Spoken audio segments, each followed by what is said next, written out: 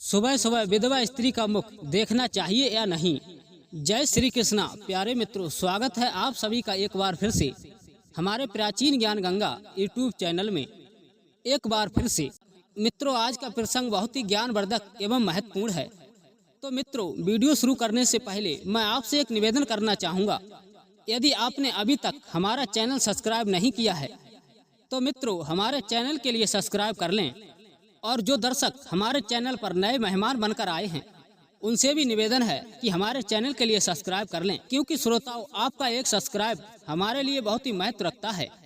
मित्रों, आज का यह प्रसंग बहुत ही अच्छा प्रसंग है और इस प्रसंग से आपके जीवन में बहुत बड़ी सीख मिलने वाली है। मित्रों, किसी भी पुरुष को सुबह उठते ही विधवा स्त्री का मुख देखना चाहिए या नहीं। मित्रों, कुछ लोगों के मन में भय उत्पन्न हो जाता है। यदि पुरुष की पत्नी मर जाए तो श्रोताओं सवेरे सवेरे जब वह पुरुष निकल कर के जाए कि उसका चेहरा देखें या ना देखें। श्रोताओं, मेरी बात को समझना जरा। आज लोगों ने जो समाज में भ्रम फैला रखा है वो शिव महापुराण इस भ्रम के लिए मिटाना चाहता है। यदि किसी पुरुष की पत्नी मर गई तो उसका सुबह सुबह चेहरा देखना चाहिए या नहीं। अरे भाइयों, वो तो पुरुष है, उसका क्या, उसका भला चेहरा देखने में क्या दिक्कत है। पर तुम्हें क्या मालूम, यदि उसकी पत्नी मर गई, यदि वह पुरुष बिंदी लगाता और मांग भरता और साथ में मंगलसूत्र पहनता तो आपके लिए समझ में आता कि इस पुरुष की पत्नी मर गई, इसके माथे पर बिंदी भी नहीं है और मंगलसूत्र भी नहीं है। परंतु नारी का जब पति चला जाता है तो लोग साधारण सी भाषा में कह देते हैं कि अरे हमने तो इस विधवा स्त्री का सुबह सुबह मुंह देख लिया। अरे आज तो हम मंदिर जा रहे थे और हमारे लिए उसका मुंह दिख गया, क्योंकि जन्म तो भगवान ने दिया है और मृत्यु भी भगवान ही देते हैं। तो महाराज, इसका संबंध और किसका साथ और किसके साथ कितना है, ये सब कुछ भगवान लिखकर भेजता है।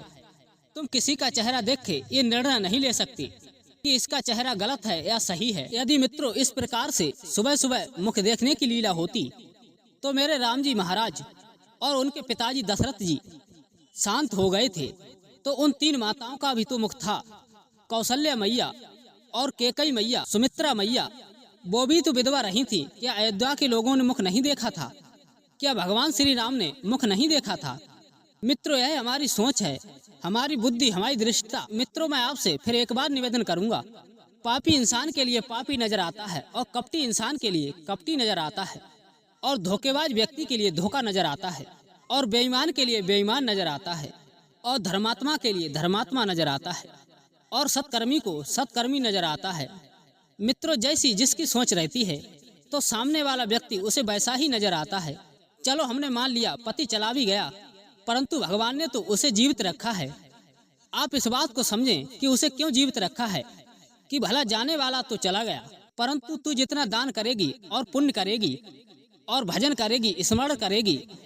मित्रों, जब पति मर जाता है तो पत्नी के लिए आधी तनख्वाह आती है और उसी तरीका से पति के जाने के बाद और जो स्त्री दान करती है, पुण्य करती है, उसका आधा कट के पति के खाते में जाता है और पत्नी के जाने के बाद जो पति दान पुण्य करता है और अच्छे कर्म करता है और पति का करा हुआ आधा उस पत्नी के हिस्से में जाता है। आपके लिए सत्कर्म करने के लिए छोड़ा है और दान करने के लिए और भजन करने के लिए।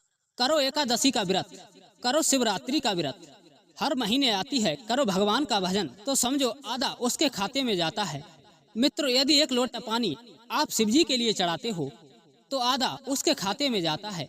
मित्रों, ध्यान देना मेरी इस बात पर। जब पति पत्नी दोनों साथ रहते हैं और साथ रहकर भगवान की पूजा पाठ करते हैं और वह टच करके बैठी रहती है, तब भले ही खाते में ना जाए। मित्रों, परमात्मा के यहाँ तो लिखा है इस धरती से एक न एक को तो जाना है। जब इस धरती पर एक रह जाता है तो उसके हिस्से का भाग उस मरने वाले के हिस्से में चला जाता है। शिव शिव कहो, भगवान की भक्ति में डूबे रहो, किसी पर दोष लगाना गलत है। मित्रों, ये आपके गुण नहीं है, ऐसा कहाँ लिखा है? मित्रों, कौन कहता है कि विधवा स्त्री का मुख नहीं देखना चाहिए?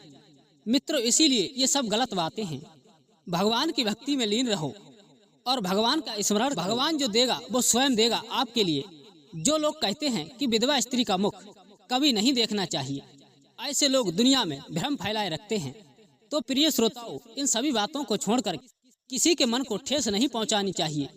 यदि तुम्हारी वाणी से किसी के लिए ठेस पहुंचती तो समझ लेना आपके लिए इससे बहुत बड़ा पाप लगता है। तो मित्रों, ये जानकारी आपके लिए कैसी लगी? आप सभी दर्शक हमें कमेंट करके जरूर बताएं, जिससे इसी प्रकार की हर रोज नई वीडियो आपके लिए लाते रहें।